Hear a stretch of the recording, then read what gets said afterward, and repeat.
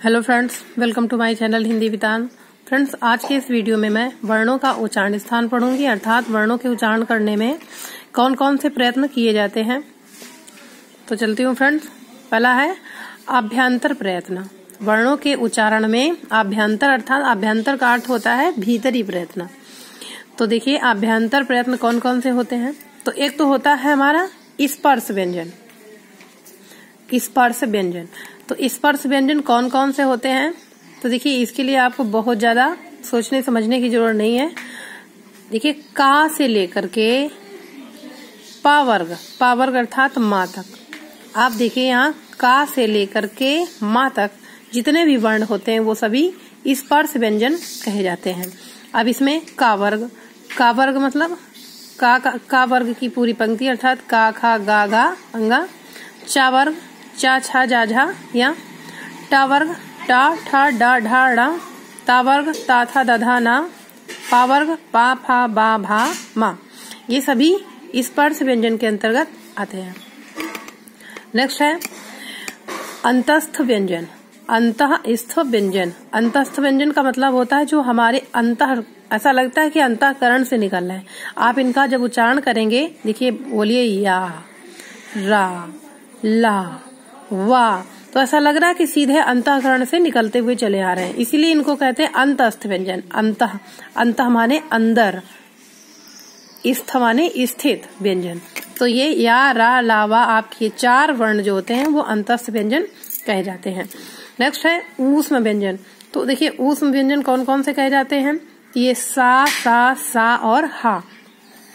अब यहाँ पर ये जानना जरूरी है पहली बात तो कि इन्हें ऊष्म व्यंजन क्यों कहते हैं। देखिए आप जब बोलेंगे शा, सा, हा, तो ऐसा लग रहा है कि हमारे मुंह से गरम गरम सी हवा निकल रही है, ऊष्मा सी निकल रही, इसीलिए इनको कहते हैं ऊष्म व्यंजन।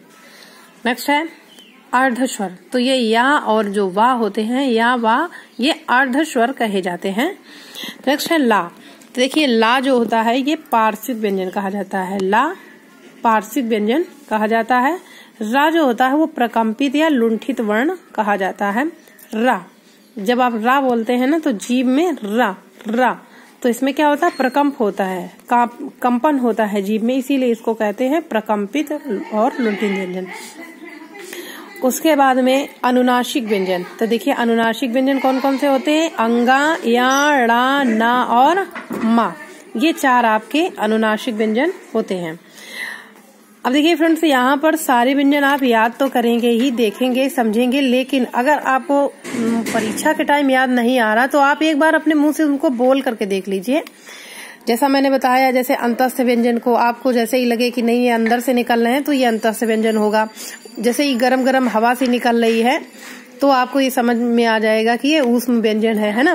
जैसे रा है तो ये प्रकंपित व्यंजन अपने आप समझ में आ जाएगा जब आप बोलेंगे। तो चलिए अब देखती हूँ वर्णों का उच्चारण स्थान बाह्य प्रयत्न। तो वर्णों के उच्चारण में बाह्य प्रयत्न कौन कौन से किए जाते हैं। तो देखिए सबसे पहला जो होता है वो घोष तत्व के आधार पर प्रयत्न किया जाता है। और घोष तत्व के आधार पर दो प्रकार के व्यंजन होते हैं। नंबर 1 तो अघोष और नंबर 2 घोष। नंबर 1 अघोष और नंबर 2 घोष। अब ये देखना है कि अघोष व्यंजन किन्हें कहते हैं।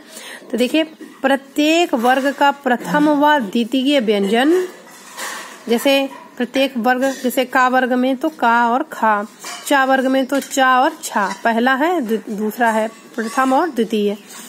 और टा वर्ग में टा और ठा, ऐसे ही ता वर्ग में ता और था, पा वर्ग में पा और फा। तो ये सभी व्यंजन जो होते हैं ना ये अघोष कहे जाते हैं।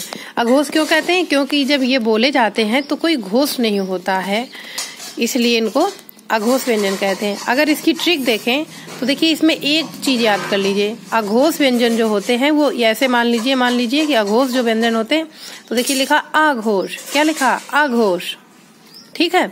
तो अघोष का मतलब आ लिखा है ना आगे, तो आ कौन से नंबर पर होता है। जब हम पढ़ते हैं वर्णमाला हिंदी पढ़ते हैं तो आ क्या होता है, पहले नंबर पर होता है कि नहीं होता।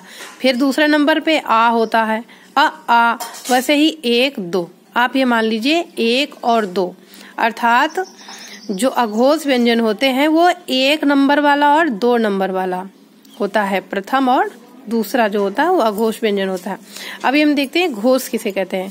तो देखिए जो घोष व्यंजन होता है तो ये अब आप देख चुके हैं पहले कि अघोष व्यंजन जो होता है 1 और 2 नंबर वाला होता है। तो अपने आप आपको मालूम चल गया कि जो बाकी बचे हुए हैं तो अर्थात तीसरा, चौथा और 5वां व्यंजन जो होता है वो क्या होता है, घोष होता है। जैसे का वर्ग में, तो देखिए का वर्ग में का और खा तो अघोष हो गए थे।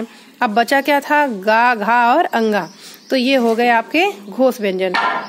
ऐसे ही चा वर्ग में आपने देखा था चा और छा जो है वो अघोष हो चुका है। तो अब बचा हुआ क्या बचा, जा, झा और या, तो ये क्या हो गए, ये हो गए घोष व्यंजन। अर्थात तीसरा, चौथा और 5वां वर्ण जो होता है वह क्या होता है, घोष होता है। आप देख रहे हैं 3, 4 और 5 ये अघोष हो गए। आपको अपने आप मालूम चल जाएगा, आप केवल अघोष पढ़ लीजिए, घोष तो अपने आप पता चल जाएगा, क्योंकि जो अघोष है वो घोष नहीं होंगे। तो अघोष जब 1 और 2 है तो घोष फिर अपने आप 3, 4 और 5 नंबर वाला हो जाएगा।